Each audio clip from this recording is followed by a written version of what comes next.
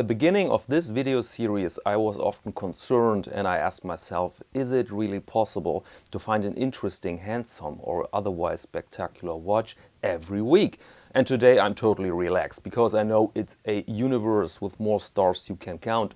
And when I saw on a Sunday morning the Pinion Neutron, I felt that big smile on my face and heard my voice saying, "Told ya." So, specifications first. We have an automatic watch with a case diameter of 38 millimeters. Height is 11 millimeters, length lug to lug 44. And the lug width is stated with 20. We have a sapphire crystal and the good old ETA 2824-2 movement inside. The watch is waterproof up to 100 meters and it comes with 3 different dial colors, blue, black and salmon. And the price is exactly £1,000, so about 1,160 euros or 1,220 US dollars. What caught my attention here is this union of bold decisions and traditional beauty.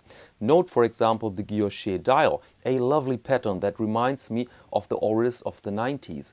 It's framed by a radial brushing, see that? Under the Tudor-esque numerals, which are very wide, generous, with large bows.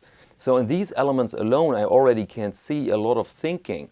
I'm not really determined if the minute scale is the best option though, but I really like how they've integrated the logo in there, the pinion, just on position 12, really subtle.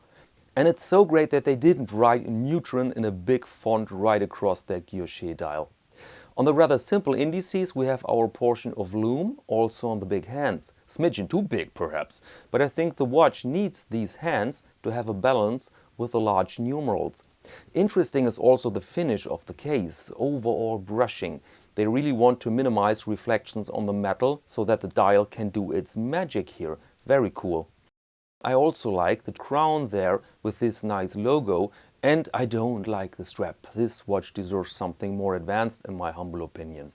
So until now I'm overall super happy with the watch, the dial, the size, the finishing, and my personal favorite here is, as they call it, the galvanic blue dial.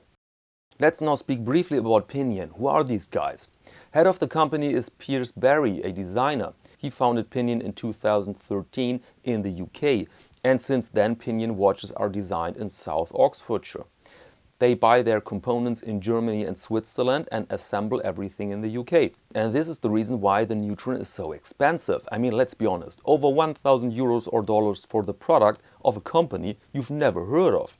A micro brand. That's a tough decision, but I can clearly see where the money is. That dial, cases made in Germany, Swiss-made movements, regulated by the way to a tolerance of ±5 seconds a day, max. This must be expensive.